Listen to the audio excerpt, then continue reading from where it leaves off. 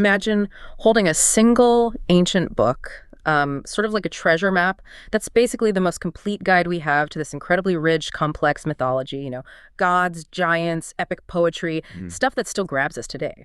For Norse mythology, that really foundational text is the Prose Edda.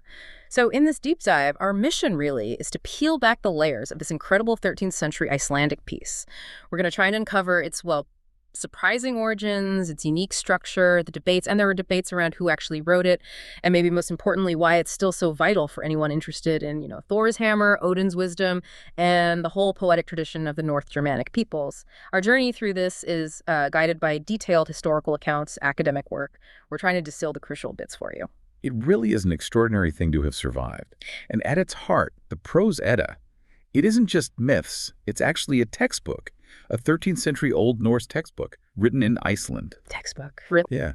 Its main purpose, pretty practical actually, was to help Icelandic poets, and readers too, understand the subtleties of alliterative verse. And critically, to get the hang of all those complex kennings used in skaldic poetry. Kennings. Right, those are like the poetic riddles, the sort of clever descriptions. Exactly, like calling the sea the whale road instead of just, the sea. It was basically a how-to guide for a very specific, very high art kind of poetry. So it's like a decoder ring for Viking Age verse and all the mythology wrapped up in it. Interesting. And it wasn't always called the Prose Edda, was it? No, originally it was just Edda, then later it got called the Younger Edda, or Snorri's Edda, mostly to separate it from the Poetic Edda. Right, to avoid confusion. Exactly, and its significance, you really can't overstate it. Without the Prose Edda, our picture of Norse mythology today would be drastically emptier. It's widely seen as the fullest, most detailed source we've got. It pulls from all sorts of older sources, oral traditions, written bits, including versions of poems that also show up in the Poetic Edda. It's our main window, really. Okay, let's talk about that name then. Edda. It's got a bit of mystery around it, hasn't it? The origin of the word itself. Oh, definitely. It's a real linguistic puzzle. There are quite a few hypotheses, but surprisingly little agreement among scholars on what it actually means. So what are the main contenders? What's the thinking? Well, two ideas kind of stand out. One connects it to the Old Norse word ogre. Ogre, like Odin. Doesn't that mean something like poetry or inspiration? Exactly. Poetry or inspiration, which feels right, given the book's content. Yeah. But some scholars, like Anthony Fawkes, for instance, they argue it's unlikely it was just coined like that in the 13th century. They think it would needed a more gradual sort of linguistic development. Okay. So it fits, but maybe too neatly for how language usually works. What's the other main idea? The other strong possibility links Edda to Latin, specifically the Latin word Edo, meaning I write. Ah, like credo, meaning I believe, giving us credo for belief in Old Norse. Precisely that kind of connection. So in that context, Edda could mean something like poetic art or the art of writing poetry. And actually, it was given that meaning back in the medieval period. It fits the book's purpose as a teaching manual. That Latin link is fascinating. It really paints it as this practical guide to poetic art. And this whole naming thing, it also ties into how we got the terms Elder Edda and Younger Edda, right? That wasn't the original plan. Not at all. That happened much later, in the 17th century. A bishop, Brynjolfur Sveinsson, found the collection of poems we now call the Poetic Edda. He thought they were older, collected by someone called Sigmundur Frobes before Snorri's work. Ah, so he basically labeled them the Sigmundur's Edda, thinking it was the older one. Exactly. So Sigmundur's became the Elder, or Poetic Edda, which by default made Snorri's work the Younger, or Prose Edda. It's just a historical labeling quirk that's tucked. Like accidentally naming siblings based on who you met first. It's amazing how these things happen. But just the fact that we have this text, its survival is pretty remarkable. You mentioned manuscripts. Yes. Incredibly, 7 main manuscripts of the Prose Edda survived. Right. Well, 6 from the medieval period and 1 from the 1600s. 7 copies? That doesn't sound like a lot over, 800 years? It isn't. And what's really interesting for scholars is that none of them are complete, and they all have variations, differences between them. So they're not identical copies. Does that make things harder? In a way, but it's also incredibly valuable. Those variations give researchers independent textual evidence. It shows how the text was maybe copied, perhaps adapted, understood differently over time. It kind of challenges the idea of one single original text. That's a great point. The differences themselves tell a story. Okay, so of these seven, are there some that are more important than others? Definitely. Four manuscripts are considered the most significant. First, you've got the Codex Upsaliensis. It's early 14th century. It's valuable because it has some unique bits not found elsewhere, like it actually gives the name Gylfaginning to one section. Okay, Upsaliensis, what's next? Then there's the Codex Regius, first half of the 14th century. This one is hugely important. It's the most comprehensive, the most complete, and generally thought to be closest to, well, whatever the original looked like. So that's the go-to version. Pretty much. It's the main basis for most modern editions and translations. And there's a fascinating story about it being returned to Iceland from Denmark. It happened gradually between 1973 and 97, but this specific manuscript came back in 1985, a real piece of national heritage returning home. Wow, that's powerful. Just imagine that.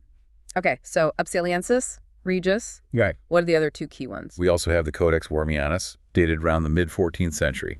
And finally, the Codex Trajectinus.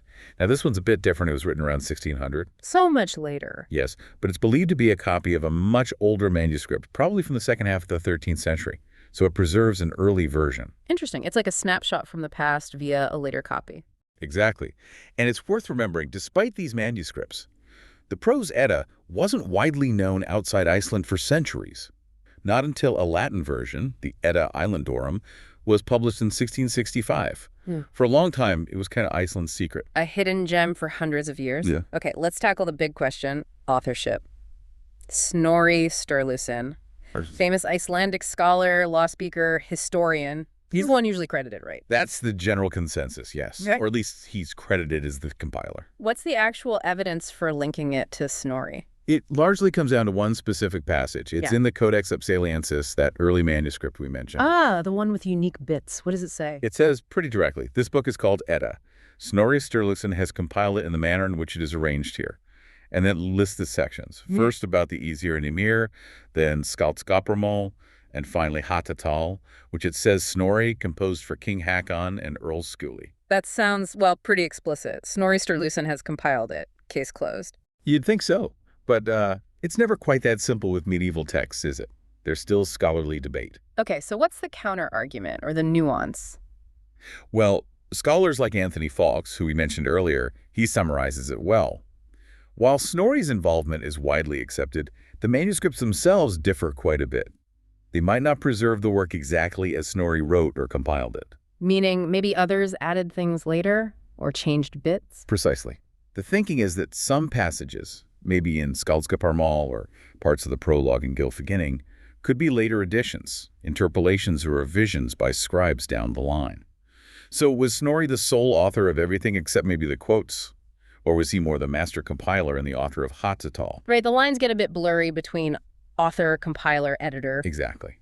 But at the end of the day, that mention of Snorri in the Upsaliensis has been hugely influential. He's generally accepted as the Edda's author, or at the very least, its main architect. Okay, fascinating stuff. Let's actually unpack the content now, because this is where you really see the blend of myth, poetry, and, well, textbook. It's split into 4 sections, right? That's right. 4 distinct parts. First up is the prologue. And this one's a bit unusual, isn't it? It gives a Christianized take. It does, yeah. It offers what we call a euhemerized Christian account, which means it treats the gods not as divine beings, but as historical human figures. Human figures? How does that work? It's kind of wild. It presents the Norse gods, the Aesir, as actual human warriors from Troy, Trojan heroes who left after the city fell, traveled north, and were eventually seen as gods by the locals. It draws a direct line to Virgil's Aeneid. Wow. So Odin as a Trojan king or something? Why would they do that? Well, it was one way for medieval Christian scholars to handle pagan myths. By making the gods historical figures, they weren't really gods, just powerful ancestors.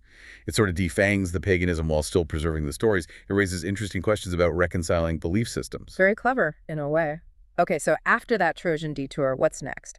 Next is 2, Gylfaginning, which means the tricking of Gylfi. This is a big section, about 20,000 words, and it's really the mythological core. This is where we get the main stories. Creation, Ragnarok, that kind of thing. Exactly. It deals with the creation and destruction of the world, the Aesir, the giants, all the major players and myths. It's mostly prose, but Snorri, or whoever compiled it, weaves in lots of direct quotes from older Eddic poems, so you get a taste of the original poetic sources too. Giving his sources like a good scholar. Okay, Gylfaginning then comes. Then the longest section, 3. Skaldskaparmal, that's the language of poetry, roughly 50,000 words. The language of poetry. So back to the textbook aspect. Very much so, but it's done this really interesting way. It's framed as a dialogue. You have Aegir, who's a Jotun, a giant, often associated with the sea, talking with Bragi, the god of poetry. Stat and a god discussing poetry. Yeah, and through their conversation, you get explanations of Norse myths intertwined with discussions about how poetry actually works. This is where it really digs into the kennings we talked about. Ah, okay. So it explains how to use them. It explains their origins, often through little stories or myths, and gives lists, lots of lists, systematic lists of kennings, and also heides, which are like poetic synonyms, simpler poetic words like using steed instead of horse. It's incredibly practical for an aspiring skald. And again, packed with quotes from actual skaldic poems as examples. It sounds like a complete toolkit for writing Viking poetry. Fascinating. And the last part. The final section is 4. Hadatal, which means list of verse forms, about 20,000 words. And this is a one section almost everyone agrees Snorri Sturluson himself composed. So this is definitely Snorri's own work. What's its purpose? Its main job is to demonstrate all the different types of verse forms used in Old Norse poetry. Snorri uses his own poems, mostly praise poems for King Hakon and Earl Skuli, as examples for each meter. So he's showing off his own skills while teaching. Pretty much. And what's interesting is his approach.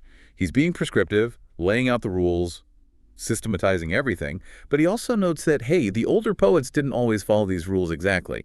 So he's being descriptive too, acknowledging the tradition wasn't always rigid. He's setting up a formal system, but respecting the past masters. That's quite sophisticated, acknowledging the difference between the ideal rules and historical practice. So we have this incredible text. How did it get from 13th century Iceland to us reading it in, say, English today? Translations must be key. Absolutely crucial. Thankfully, there have been numerous translations over the years, making it accessible way beyond Iceland. Are there any particular English translations you'd recommend for someone wanting to dive in? Yeah, there are several good options. Jesse Byock did one relatively recently in 2006. Anthony Falk's translation from 1987, revised in 95, is very influential and widely used, especially in academic circles. Okay, Byock and Falk's. Any older ones worth noting? Definitely. Gene Young's translation from 1954 is a classic, and even earlier, Arthur Gilchrist Brodeur's from 1916 was significant for its time. So you have choices depending on the style you prefer. Good to know there are options.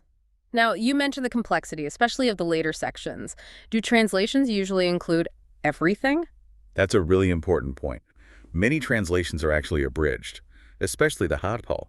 Because it's so technical, focused purely on verse forms, it often gets left out or heavily summarized in versions aimed at a general audience. Makes sense. It's probably quite dense if you're not specifically studying Old Norse meter. Exactly. And even parts of Skaldskaparmal, particularly the long lists of kennings and heidi, the sort of thesauruses parts, are often condensed or omitted too. They break the narrative flow a bit. So if you want the whole thing, you might need to look for a more scholarly edition. Precisely. And there are specialized editions for those who really want to get into the weeds. Like, there's a 2012 edition called the Uppsala Edda, also translated by Anthony Falks. It's based only on that Codex Upsaliensis manuscript we discussed. Ah, the one with the unique variants. Right. And it includes the Old Norse text right alongside the English translation. So it's a fantastic resource for a really close scholarly look at one specific version of the text. That sounds like a deep dive in itself. So from these ancient fragments, these debates about authorship, these different sections, what emerges is this truly unique book. Part myth collection, part poetry manual. Exactly. It's an unparalleled gateway into Norse mythology and the whole world of ancient North Germanic poetic tradition. It started as something practical, a textbook, but it became this timeless cultural touchstone. It's really how we know so much of what we know. It really makes you think, doesn't it? How this 13th century textbook, designed to teach poets how to write verse, effectively became the key that unlocks the stories of Odin, Thor, Loki, and Ragnarok for us today. It absolutely does. And it kind of poses a provocative question for you, listening now. What other seemingly ordinary, maybe instructional texts from history might be out there? What other textbooks might hold the keys to entire lost worlds of knowledge, just waiting for someone to recognize their value?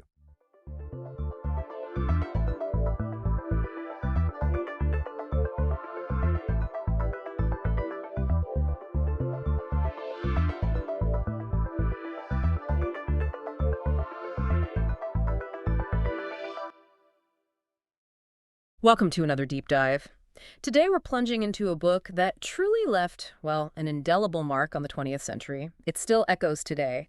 Quotations from Chairman Mao Tse-tung, or as most people know it, the Little Red Book. Exactly. We've got a really fascinating stack of sources here, mainly digging into a pretty comprehensive Wikipedia entry. It covers the origin, the content, its global reach, and just the incredible social impact.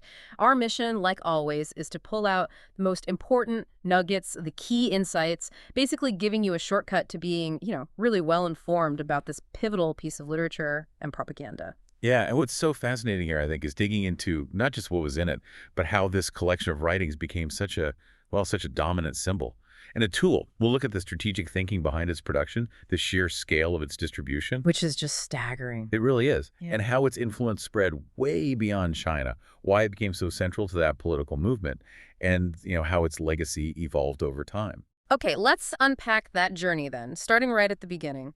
It had quite unexpected origins, didn't it? Right. What was the initial idea? How did it go from that to being everywhere? Well, it actually began in 1964.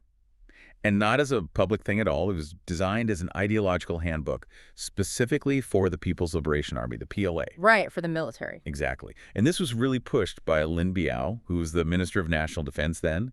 He was big on integrating Mao's texts, examples of model soldiers like Lai Feng, into the daily drills. He even made the PLA daily newspaper publish a Mao quote every single day. Wow. So like a daily dose of Mao's thought baked right into military life, a core part of training, almost. Pretty much, yeah. It underlines that practical internal origin. Okay, so how did it jump from that, from internal military use, to becoming this much bigger phenomenon? Well, first there was a draft titled 200 Quotations from Chairman Mao. That was prepared. Then they did revisions, piloted in some PLA units. Then the General Political Department put out an internal version in May '64. That one had 30 topics, 355 quotes. It included that famous slogan, "Workers of the world, unite." And endorsements from Lin Biao, quotes from Lai Feng, too. And the cover, the really famous red one, was that there from the start? Surprisingly, no. Early internal versions, they actually had blue covers. Or white. The version we really think of, the definitive 1965 one, that had the 33 chapters, 427 quotes, all pulled from Mao's stuff between 29 and 64. That's the one that got the distinct red vinyl cover. And when did that happen, the red cover? That started in August '65. And the reason was pretty practical. Oh, yeah. Just to make it more durable for field work. Which makes sense, for a military handbook. Yeah, that's logical for Army use. But practicality doesn't quite explain the explosion beyond the Army, does it? How did it make that leap? The demand ballooned. It went way beyond what the military initially needed or intended. Right. So in August 1966, the People's Publishing House took over the printing. They made it widely available to everyone through the Xinhua bookstores. And then the Ministry of Culture set this, almost unbelievable goal. What was that? They said 99% of the population of China to read Chairman Mao's book. 99%, that's huge. It's incredible. It pushed the whole Chinese printing industry to its absolute limit. Provinces were building hundreds of new printing houses just for this one book. That kind of logistical effort is just hard to imagine. What effect did that singular focus have on, say, other publications, maybe even core ideological texts? Oh, it was a massive disruption. Huge. Plans for publishing other things like, new volumes of the complete works of Marx and Engels, they got seriously delayed or just shelved. Right. Yeah. Millions of copies of other important texts were basically left sitting in warehouses because, and this is a quote, they should not interfere with learning quotations from Chairman Mao Tse-tung. The Little Red Book took absolute priority. So it was like a national obsession for a while there. When did that intense focus start to fade? What changed? The emphasis started to decrease after the Ninth Party Congress, which was in April 1969. But the real turning point came later. On February 12, 1979, the publicity department of the CCP, under new leadership after Mao, ordered a complete halt to its publication. A complete stop. Why? They basically said the Quotations book was a, quote, distortion of Mao Zedong thought, and that it had a widespread and pernicious influence. It marked a really significant shift in the political winds. Okay, so given that whole history, what about the physical book itself? We picture this tiny pocket-sized thing. Was it always like that? Well, the most common ones, the ones they produced in the largest numbers, were definitely compact, designed to fit in a pocket easy to carry, easy to study, Yeah. for practice learning and application, as they put it. Right. But interestingly, it was actually published in 32 other common sizes. 32. Wow. Yeah. The biggest was apparently as large as a newspaper, the reference news. And the smallest was the size of a matchbox. A Matchbox edition. That's tiny. Right. And the covers varied a lot, too, not just the red vinyl. There were paper covers, cloth, silk, even leather editions.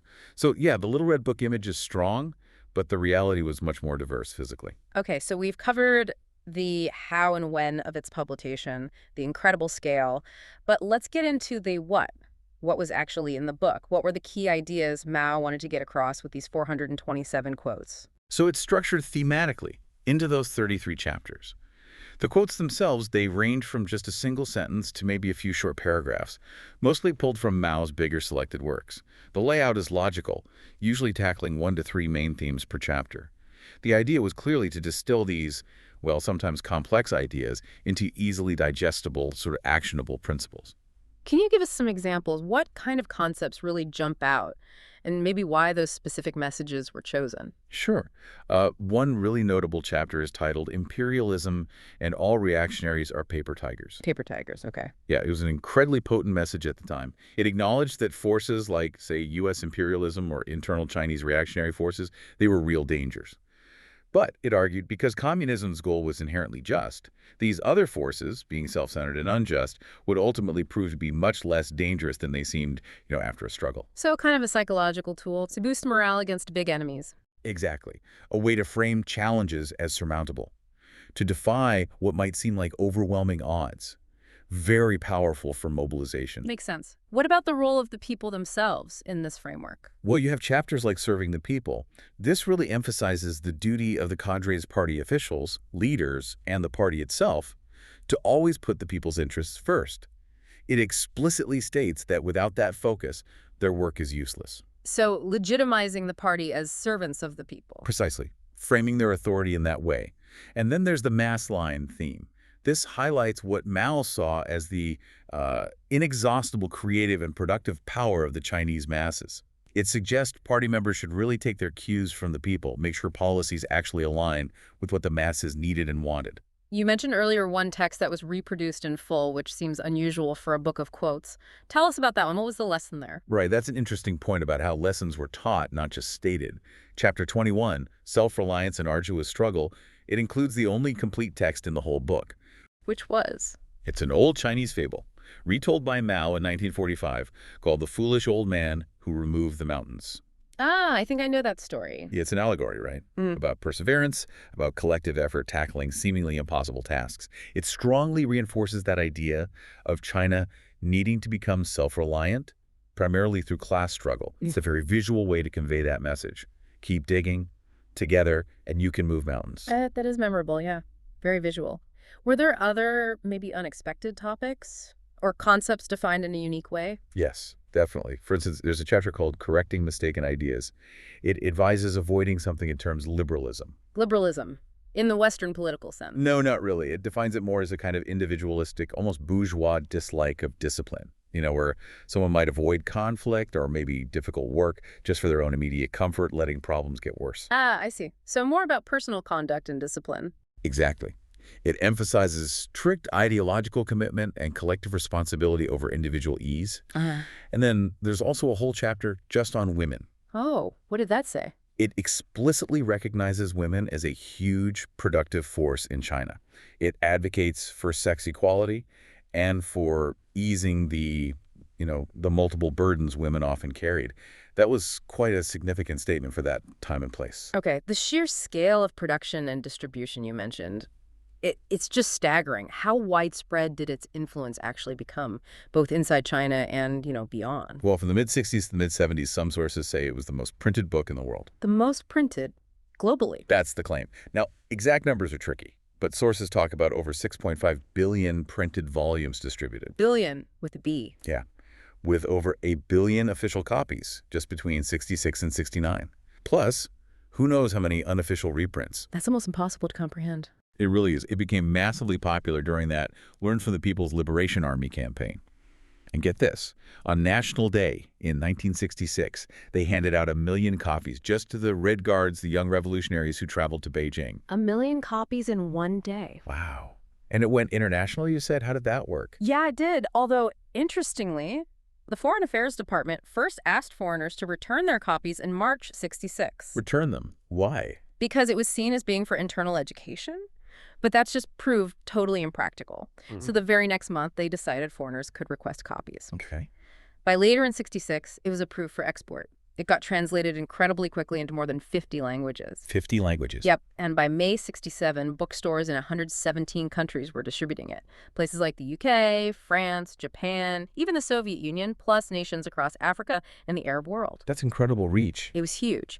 Though after the publication halt in China in 79, foreigners asking for it were usually offered Mao's bigger selected works instead. Right, so it became this truly global symbol. What was the social impact, both inside China during its peak and in these other parts of the world? And how did people's view of it change? Okay, so inside mainland China, particularly in the 1960s, during the Cultural Revolution, that really turbulent period Mao initiated, Right. it was the single most visible icon, even more visible than pictures of Mao himself sometimes. Propaganda posters, Yeah. almost everyone in them is holding a copy. People literally swore oaths on it. It was deeply woven in the fabric of daily life and political ritual. But then, after the Cultural Revolution ended in 76, and Deng Xiaoping rose to power, Things changed. dramatically, its importance just plummeted. Clarifying Mao's quotes started to be seen as left deviationism, like being too radical, and a sign of that problematic cult of personality. So what's its status now in China? Today, mostly, it's viewed as a piece of nostalgia. Yeah. You won't easily find it in regular bookshops. However, rare printings, especially from that peak era, can fetch really high prices from collectors. Like a 1964 version sold for US $15,000. $15,000. Wow. Yeah. It still sometimes gets given as a gift, maybe for personal events, or sometimes even when public funds are involved, weirdly enough. But its official political weight, that's largely gone. Okay. And what about outside China? How did it influence other groups, other leaders, perhaps in ways you wouldn't expect? Well, in Africa, for example, it directly inspired similar kinds of political texts. You had quotations from President Karume in Zanzibar and axioms of Kwame Nkrumah in Ghana. So it clearly influenced post-colonial thinking and statecraft. Interesting adaptation. And in Europe and America, some groups, like French Maoist thinkers like Alain Badiou, they didn't see it as just some rigid dogma. They interpreted it more as a kind of guide for figuring out how to act, how to invent new approaches in unfamiliar situations. So quite adaptable. But in the U.S. specifically. Yeah, in the United States, it found a particular audience among African-American and Asian-American radical groups. They saw it as a break from what they considered Eurocentric theories, offering a different model for liberation. Can you give an example? Sure. Bobby Seale, from the Black Panther Party, he actually talked about how he and Huey P. Newton sold copies of the Quotations. They got them from a Chinese bookstore in San Francisco, sold them at UC Berkeley. And what did they do with the money? They used the proceeds to buy weapons, Right. specifically for self-defense against police brutality, as they saw it. That's quite a direct connection. It is. And another group, the Revolutionary Action Movement, they actually based their own code of cadres on the 3 main rules of discipline section from the Little Red Book. That's genuinely striking. A powerful link showing how texts get reinterpreted and used. What about somewhere like India? In India, yeah, it gained a lot of traction after the 1967 Naxalbari uprising, feeding into the Naxalite movement. Okay. Their leader, Charu Majumdar, put huge emphasis on the text. He required followers to study it, even insisted it be read aloud to illiterate peasants. It was incredibly popular among people in the movement and their sympathizers, until the Indian government banned it in the mid-1970s. So again, you see this pattern. A text designed for one specific context gets picked up, reinterpreted, and applied to completely different struggles all around the world. What a deep dive indeed. We've traced it from, well, a humble military handbook to this absolute global phenomenon, influencing such diverse movements, becoming a revered icon, and then later a symbol of a, problematic cult of personality. It really shows how a book just packed with specific ideas, practical advice even, can just take on a life of its own. It shapes eras and is shaped by them. Absolutely. And if you connect it to the bigger picture, it just underscores the incredible power of distilled ideas, these simplified, accessible principles, how they can be picked up, adapted, used across totally different cultures, different contexts, often in ways the original authors or publishers never intended or couldn't have even imagined. It's a really powerful lesson in how information moves and transforms. It certainly makes you think, doesn't it, about the lasting impact, for good or ill, of ideas that get spread so widely. So what does this all mean for you listening? Maybe consider this. We live in an age of just constant information overload. Where do you look for your nuggets of knowledge? And how do you make sure those sources are giving you genuine insight, maybe multiple perspectives, rather than just, reinforcing a single point of view, something to mull over?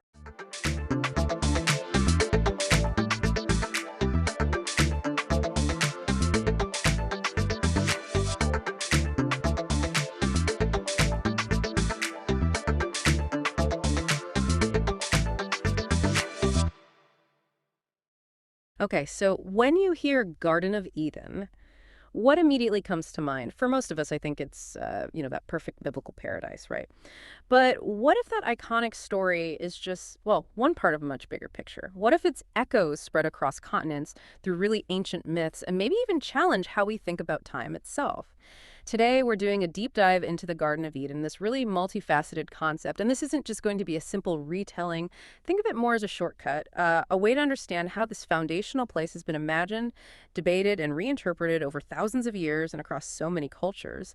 Our goal here is to uncover some surprising insights, diverse perspectives, and hopefully leave you feeling well-informed without, getting totally lost in the weeds. And for this, we're leaning heavily on a broad set of sources, especially detailed excerpts from Wikipedia, which gives a great scholarly and religious overview. Ready to unpack this? Absolutely. It's quite striking how central the Garden of Eden is, isn't it? Especially in the Abrahamic religions. It's really the biblical paradise.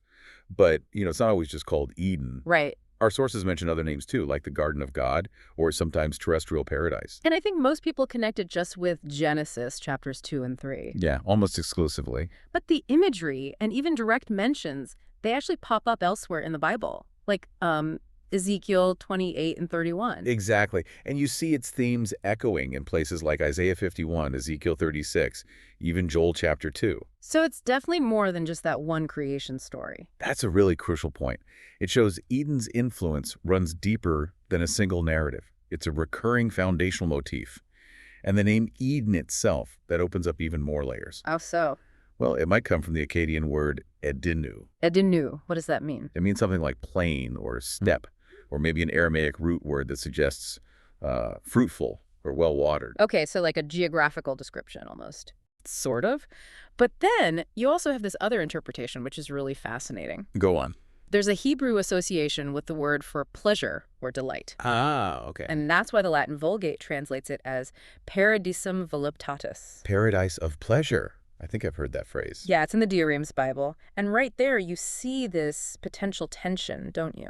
You mean, is it a physical place, a step, or is it more about a state of being, like pleasure? Precisely. Is it geography or is it experience? And that question really shapes a lot of the discussion around it, which leads us right into the core biblical stories, starting with Genesis chapter 2, verse 4 through chapter 3. Right, the main narrative most people know. Yeah.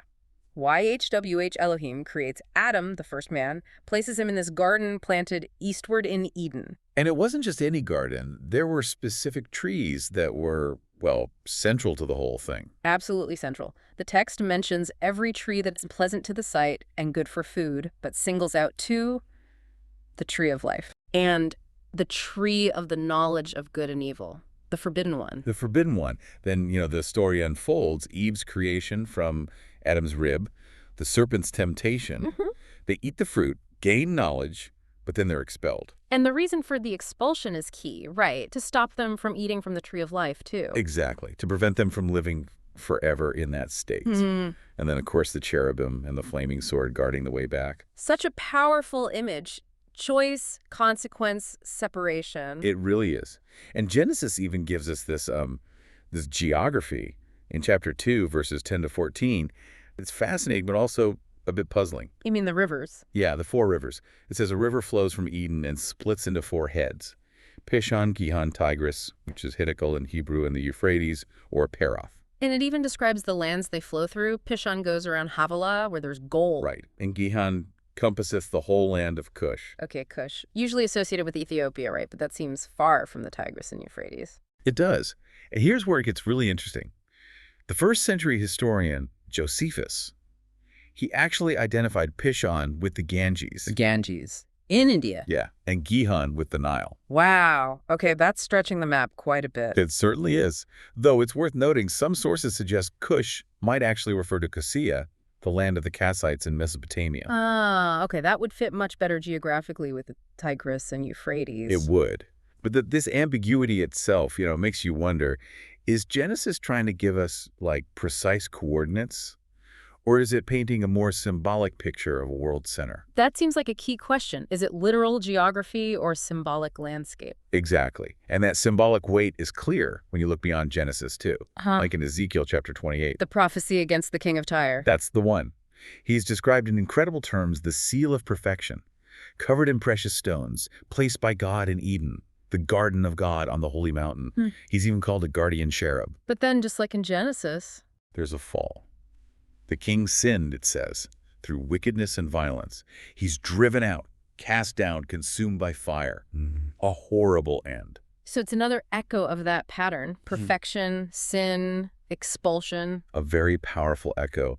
And, these descriptions, both in Genesis and Ezekiel, they've definitely fueled this long, ongoing search for a physical Garden of Eden. People have actually tried to pinpoint it on a map. Oh, absolutely. Yeah. Lots of theories. Many scholars have pointed to Mesopotamia. Some, like Juris Zarins, argued for the head of the Persian Gulf, where the Tigris and Euphrates meet the sea. Okay, that makes sense with the rivers mentioned. It does. Others suggest maybe a larger region within Mesopotamia, around ancient cities like Telassar, or even thinking Eden represented the entire Fertile Crescent. But not just Mesopotamia, right?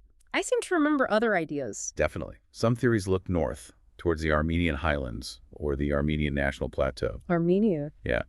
And the British archaeologist David Roll, he suggested a spot in Iran, near Tabriz. Though it has to be said, that's not really a mainstream view in academia. Still, it shows the geographic spread of these ideas. It really does.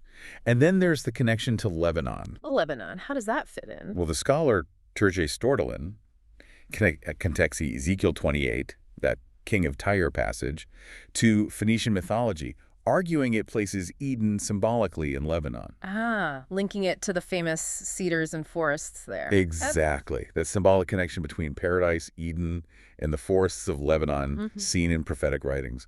Plus, you have scholars like Edward Lipinski and Peter Kyle McCarter suggesting the oldest Sumerian parallel might relate to a mountain sanctuary in the Lebanon or anti-Lebanon ranges. Fascinating. But the search didn't just stop in the Middle East or the ancient world, did it? Not at all. And this is where it gets, well, kind of surprising for many people. It shows how deep this desire to locate paradise runs. Like what?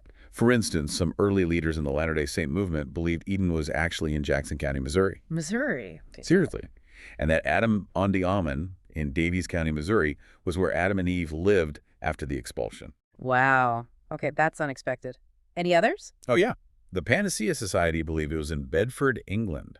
There was a preacher, L.V. Calloway, who claimed it was by the Apalachicola River in Florida. Florida, England. And even Christopher Columbus, when he reached South America in 1498, he apparently thought he might have found the earthly paradise. Columbus, too. It's like people were seeing Eden everywhere. It really underscores how cultures project this ideal onto landscapes, familiar or newly discovered.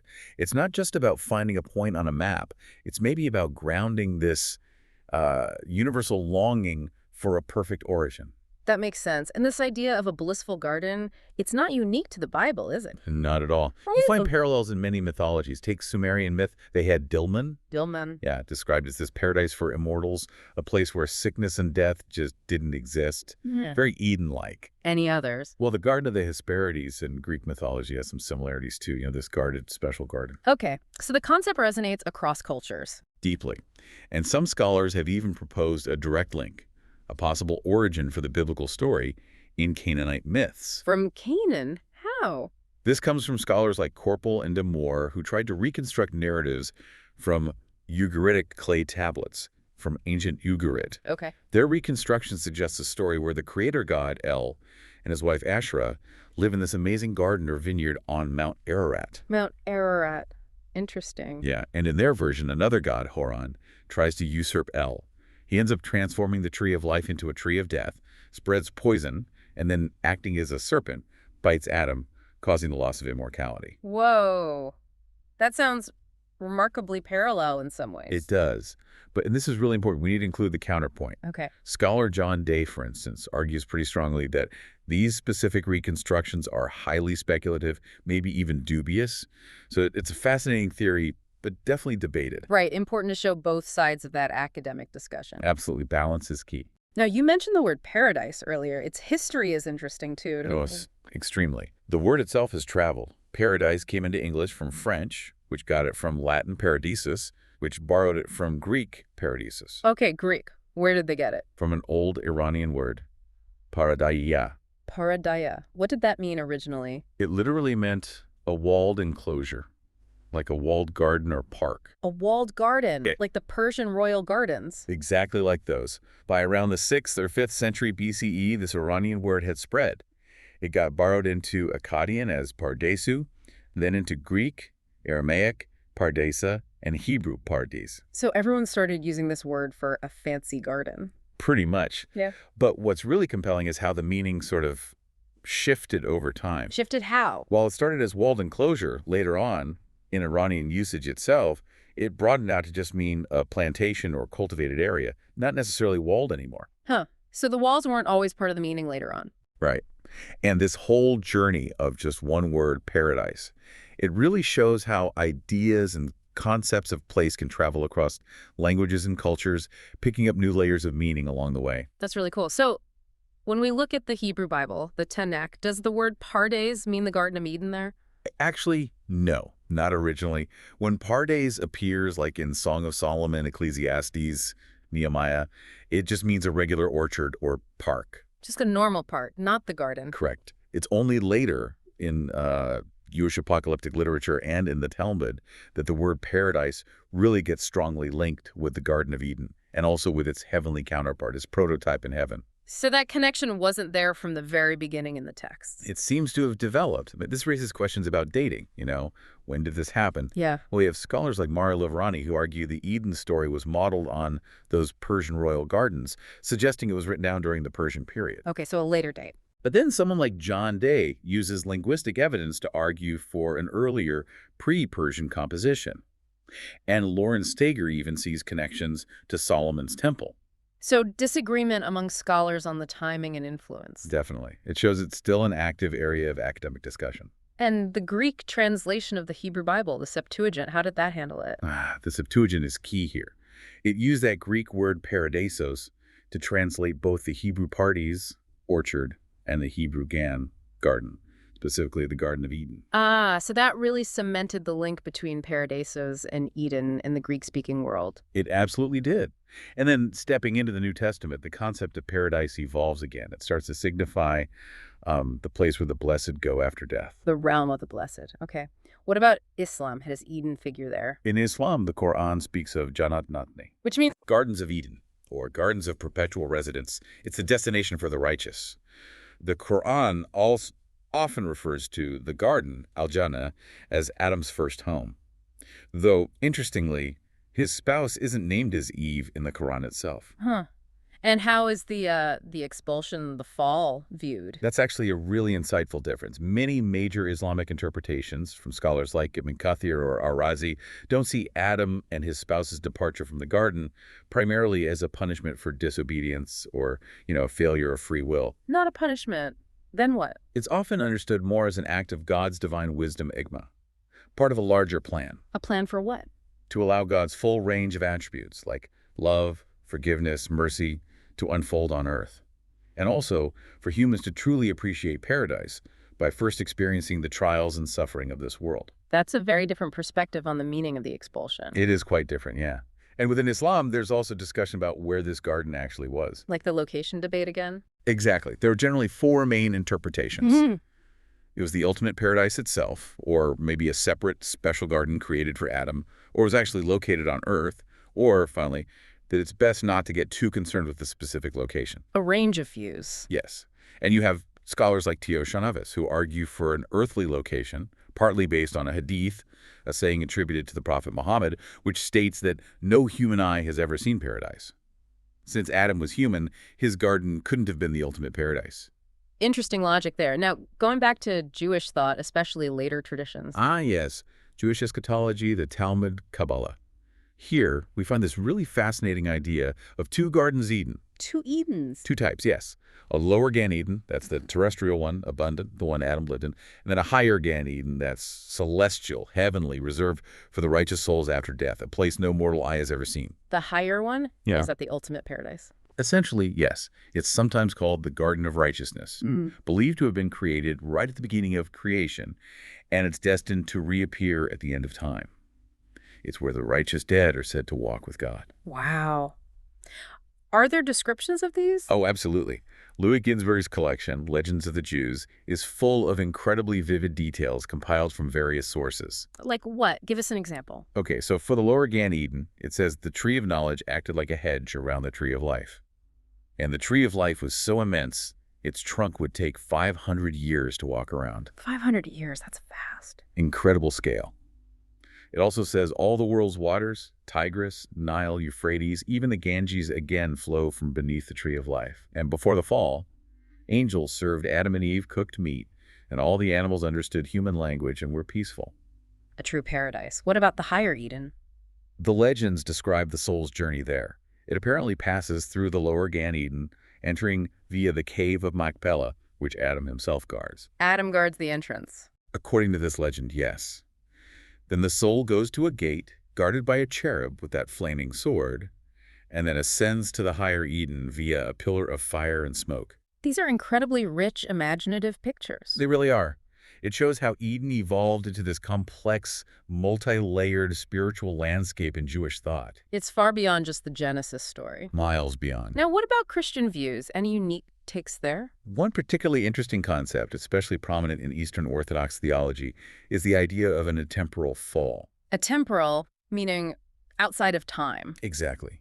This view, explored by theologians like David Bentley Hart, John Baer, Sergei Bulgakov, and even hinted at by early church fathers like Origen and Maximus the Confessor, it sees Eden not just as a place in the past, but as a reality outside our normal empirical history. Okay, how does that work? The fall, then, isn't just a historical event that happened once, but an ongoing, atemporal separation from that divine life of Eden, a separation that fundamentally affects all of subsequent human history and even shapes our current experience of time, making it feel sort of reduced or broken. Wow, that's a very philosophical take on it.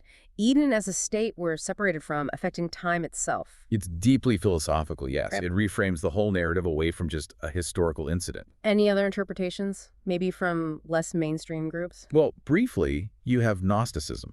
For example, a 2nd century Gnostic teacher named Justin had this cosmology with 3 original divinities: the good, then Elohim, the creator figure, but not the ultimate good, and Eden, who is seen as kind of Earth Mother figure. And how did evil fit in? In Justin's view, evil or disorder entered the picture when Elohim, out of ignorance or desire, tried to ascend towards the good, disrupting the original harmony. It's a very different framework. Definitely different. Okay, so we've covered theology, mythology, location. What about culture? Art and literature. Eden must be huge there. Immense. Its cultural footprint is just enormous.